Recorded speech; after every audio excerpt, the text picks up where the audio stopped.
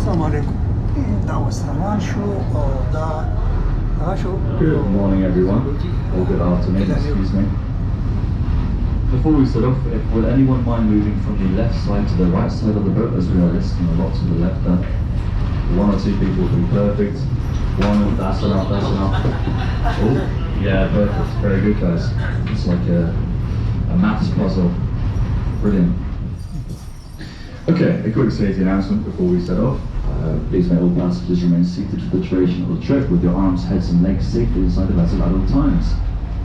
There are emergency exits at the front and rear of the vessel, there are fire extinguishers at the front and rear of the vessel, and there is life-saving equipment on the top of the vessel as well, should we need it, hopefully we won't. My name is Felix and I'll be your guide as we travel along the Regent's Canal from here in Camden Market, from Camden Market to Little Venice. So welcome aboard. I'm going to be a bit more soft-spoken than usual because I'm very hungover.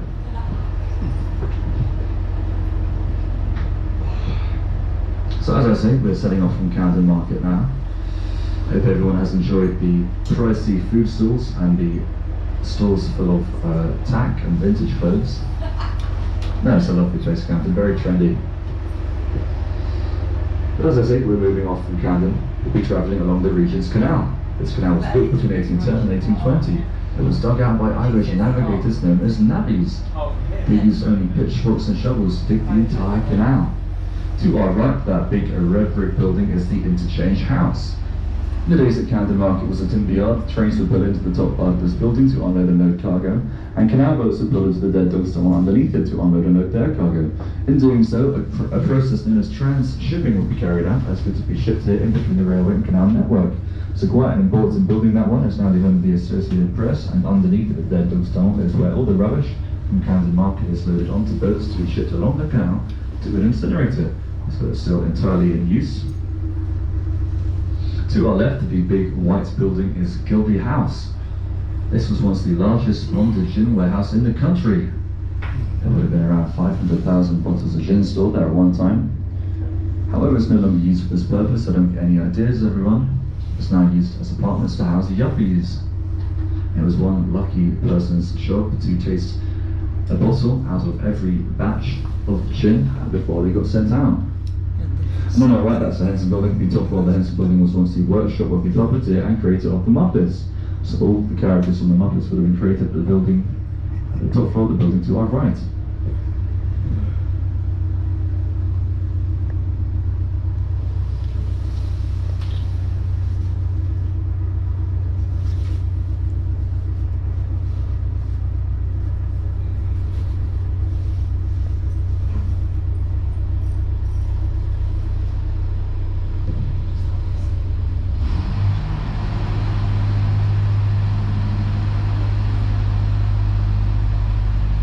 To our left, that is the Pirate Castle. The Pirate Castle is a community centre.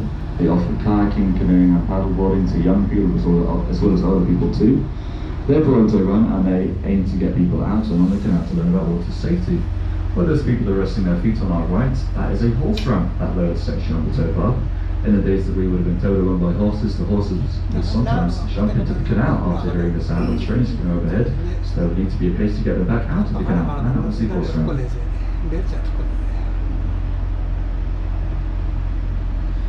So as I say, we would have indeed once been towed along by a team of 2 horses on a boat like this. This is before coal-powered steam engines and later petrol and diesel engines would have been fitted to canal boats.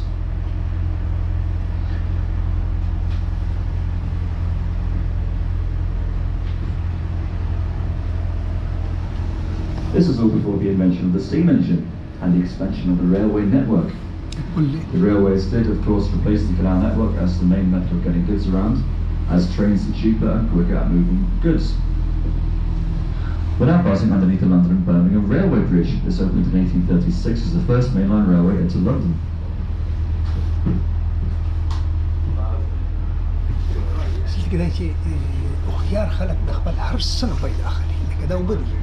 دوت چې کومه پیدا غستې نه هغه دغه زمونږ دغه د سوار د سیم د کوم ځای نه راغلی شي دغه څو زله دا کوم سره د سیدا نه څنګه تمرګه We're now entering the neighbourhood of Primrose Hill. To our left is Gloucester Avenue. The houses on Gloucester Avenue actually have the right to end of garden mooring, meaning it's one of the only places in London that allows you to moor boats at the end of the gardens. Well, that blue boat's moored to our left, that light pink house has been under construction for the past 3 years. It's currently being renovated by a grand designs team, so have a look out for that one, I'll tell you in the near future. The light pink house to our left. They've actually dug 3 subterranean levels into that property, so a man calls a swimming pool, a private gym and a garage as well. Irbuna desi aurira daga dana yo irbo daga project pani ula ko dunia da dina daga judi gadi pakarayo ureki yo permanent chikam de amadani uzariya judi. You guys peeled as well to our left. In the garden we're passing now on our left. Have a look out on the balcony. You may see Daisy the cow, the friendly neighbourhood cow, on the balcony of the garden to our left. Anyone seen her? Daisy the cow. Anyone? Garden to our left, balcony, big cow. There we go. I will be making a cow related pun right about now, but today I'm not going to milk it. He says for the 3rd time already. Don't worry if you don't see her, it is a plastic cow. It's not anything too important to miss. And to our left, that minty green house is where the film The Lady in the Van was set with Maggie Smith. That's the minty green house on our left. That funny orange boat coming up on our right there, that's a rescue vessel. That's on our right now. These would have actually been brought down from the North Sea, where they did serve as rescue vessels, and they were sunk on the canal. Which is where you see them. There's around 4,000 of them on the canal road.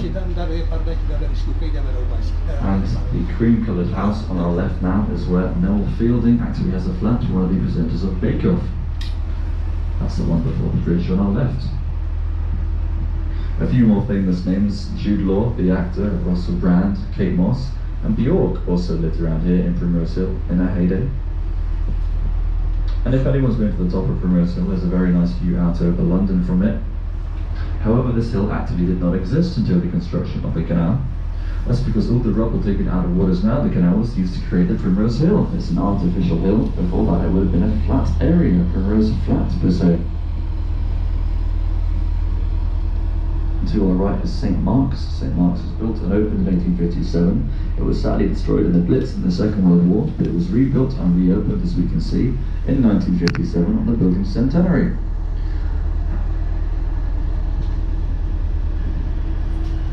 And straight ahead, that green boat with the wood detailing, that was actually underwater. Please don't be alarmed, everyone, that horn means we're sinking. Ha! No, I'm only kidding. You may have noticed the hint of sarcasm in my voice. That horn is to signal that we're turning right here along the Cumberland Turn. Directly to our left, however, that is the Feng Shang Princess, a floating Chinese restaurant. That's on our left. It's rumoured to be the favourite of Sir Paul McCartney.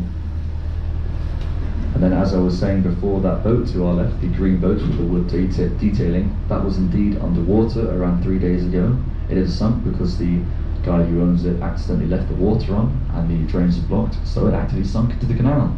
It's really not what you want. They got it out within a day, luckily. I think they did that by sealing all of the possible places that air or water could enter to, and they pumped the water out and it made a sort of balloon, so the boat was able to rise back out of the water. It's very cool.